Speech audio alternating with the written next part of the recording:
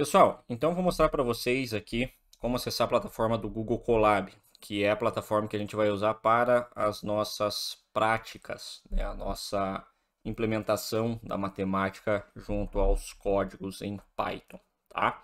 Então, no seu navegador de preferência, no seu computador, você pode pegar e pesquisar por Colab.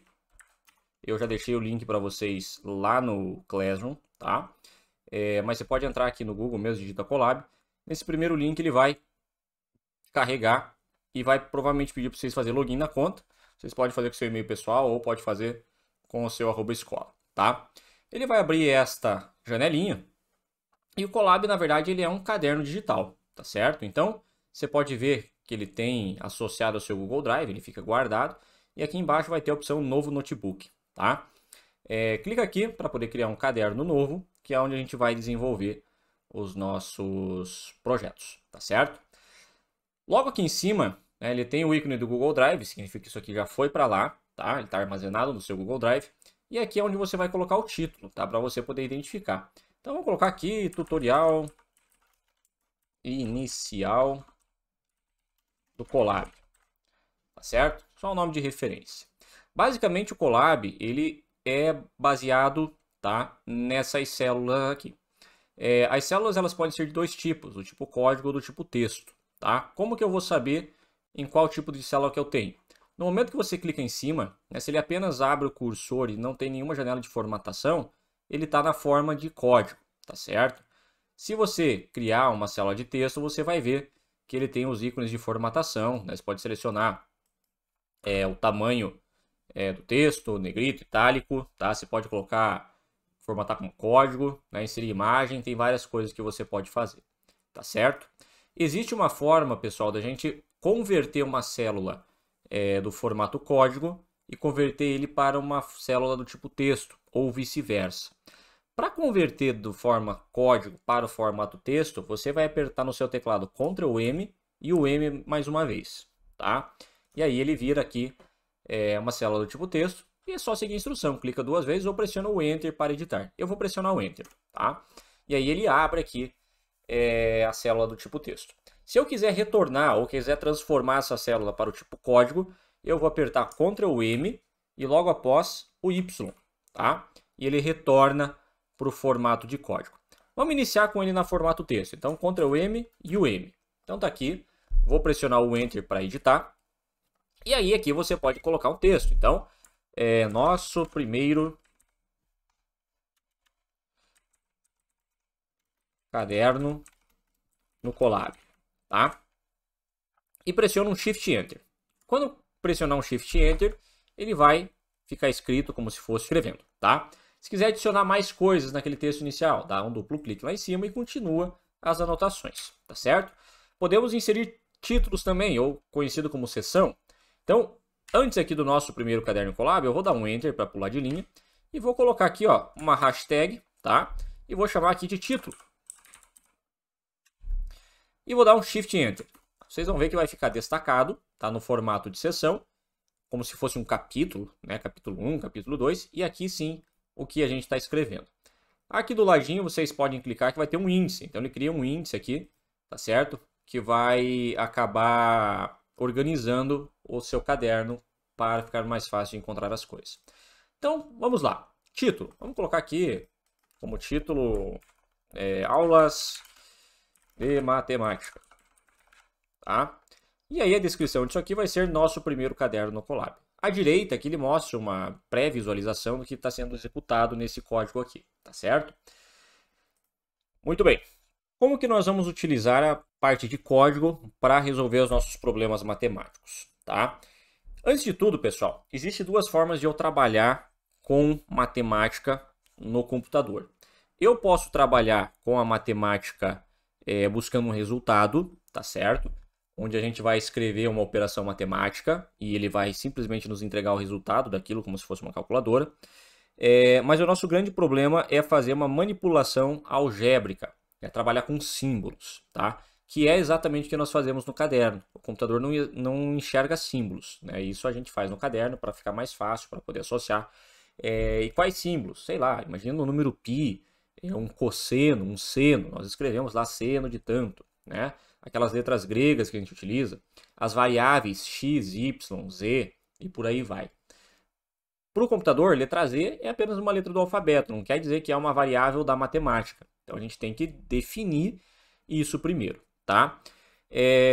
No Python, né, assim como nas outras linguagens de programação, a gente pode inserir comentários, tá? Só que aqui a gente usa a hashtag, né? Que nem na linguagem C é uma barra, 2 contrabarras, se não me engano. E aqui a gente usa a hashtag. Então isso aqui, por exemplo, é um comentário, tá? E se eu der um Shift Enter aqui, ele vai entender como um comentário e não vai executar nada. Então, primeiro passo para nós, a gente tem que importar as bibliotecas que vão trabalhar com matemática. Então, vamos colocar aqui, ó, vou converter isso aqui para uma célula de texto, tá? Ctrl M, M, e vou colocar aqui, importando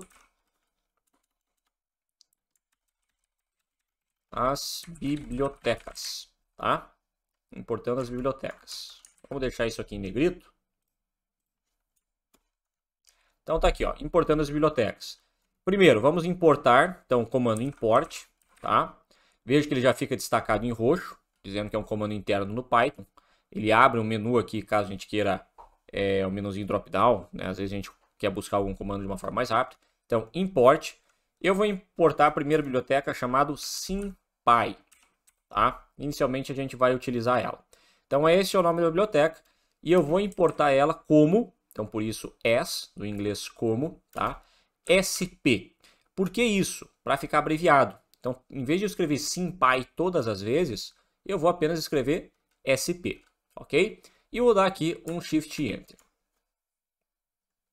Perceba que ele já carregou, né? E já está pronto para a gente utilizar essa biblioteca. Vou adicionar um comentário aqui também para ficar mais fácil a gente lembrar. Então, aqui, ó, comando para importar a biblioteca. Ok? Vamos lá. Então, como eu disse, se eu escrever 2 mais 2, tá, e der um Shift Enter, ele já vai resultar para nós a resposta, número 4. Tá?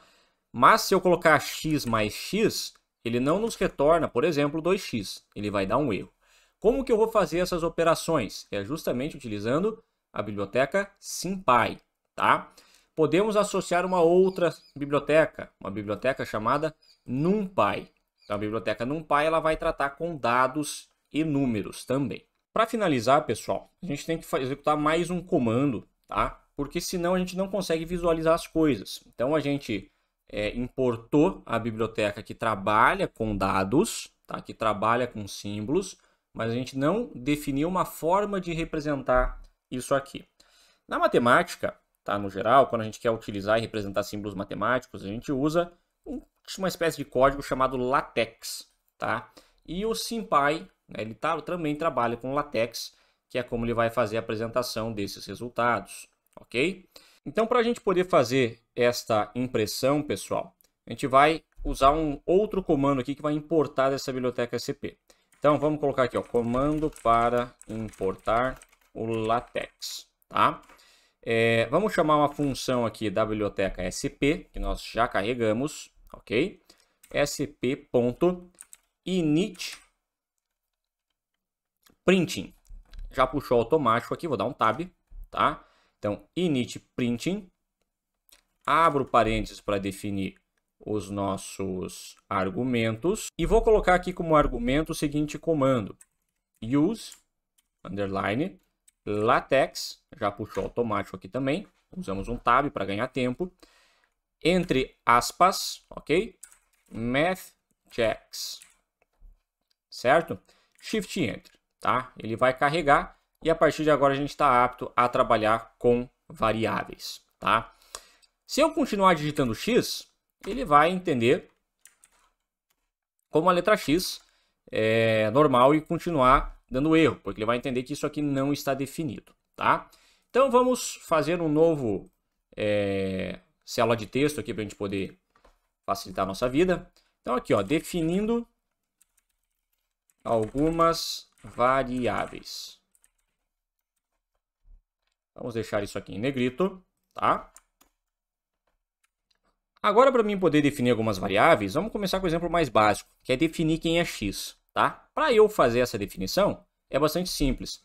Colocamos aqui o nosso x igual, chamamos a função sp da biblioteca SymPy, ponto symbols, ok? Com S no final, symbols. E aí abrimos um parênteses e dizemos quem que vai ser o nosso símbolo, vai ser o x, tá? Veja que aqui ele abre um menuzinho drop-down também, com vários exemplos, tá? Para a gente poder fazer. Então, estou definindo aqui quem é x. Se eu der um Shift Enter, ele vai fazer essa definição. Opa, ele acabou dando algum erro aqui, o que que deu? Então, ele continua dizendo aqui que não estava definido, e o meu erro foi não ter colocado aqui o x entre aspas, tá? Vamos só deletar aqui para a gente poder ver lá no menuzinho drop-down. Então, symbols, abrimos um parênteses. Pode ver que aqui deveria estar entre aspas, eu acabei esquecendo de colocar. Então, aspas, simples e o x, tá? Shift Enter. Então, ele definiu agora quem é o x. Nesse exato momento, se eu dizer x e mandar executar, ele vai puxar aquele x que nós queríamos. E veja que a representação é igual àquele x que escrevemos no caderno, porque a gente está usando lá a biblioteca LaTeX, ok? A partir daqui a gente já pode fazer algumas operações, tá? Por exemplo, x mais x, tá? Shift Enter. Ele já vai entender e vai fazer para nós 2x, coisa que antes era impossível de ser feita, tá? Vamos importar mais uma variável y, ok? Então, y igual sp.symbols,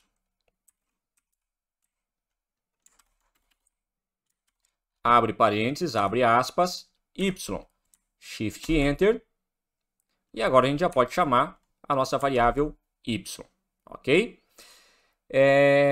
Essa é uma das formas de a gente importar, né? A gente importa elas individualmente. Poderia importar elas agrupadas. Por exemplo, quero trazer as variáveis r, s e t. Então, r, s, t é igual a sp.symbols, abre parênteses, abre aspas, r espaço s espaço t. Quando eu der o Shift Enter, ele já vai entender que para cada uma dessas variáveis iniciais, ele vai associar um desses valores aqui. Se eu chamar a variável r, ele já vai me apresentar a variável r. Se eu chamar s, ele vai me apresentar a variável s. E se eu chamar a variável t, ele vai trazer a variável t, ok? E esse é o básico, do mais básico da utilização do Colab junto com a função, né, a biblioteca SCP, tá certo? Ao longo do ano a gente vai usar outras bibliotecas, tá? Inicialmente é só uma apresentação da plataforma para vocês se familiarizarem, vocês brincarem um pouquinho com ela, tá? Então eu não vou explanar mais coisas, mas existem várias outras funções aqui que vocês podem pesquisar, tá certo? Onde pesquisar? Vamos procurar lá no Google, né? Procura lá por NumPy. Opa, NumPy não, né? SymPy. SymPy, NumPy é outra biblioteca. SymPy Documentation, ok? E aí vai ter aqui o link, né? O docsympy.org. Vocês clicam nesse link e vai ter toda a documentação dessa biblioteca, tá? Desde a instalação, os tutoriais, né? Como fazer as coisas, explicações e tudo mais. Então, se você vir aqui em tutoriais, tá? Ele até diz aqui, né? Se você é novo ao SymPy, comece aqui, tá? E aí tem aqui embaixo o tutorial inicial, de introdução, com alguns capítulos, tá? E aí, vamos dar uma avançada. Então, aqui ele mostra o que é uma computação simbólica, né? Como que a gente usa alguns exemplos, como que a gente resolve a matemática, tá? Pode ser que muitas coisas aqui vocês nunca tenham visto, né? Coisas de ensino superior, como integrais, tá? Limites, equações diferenciais, tá certo? Mas para nós não é isso que importa, tá? Para nós é a utilização de um código em Python, de uma plataforma que permita nós trabalharmos com a matemática de uma forma mais interessante, beleza? Pessoal, brinquem, se divirtam e nos vemos pelo colégio. Até mais!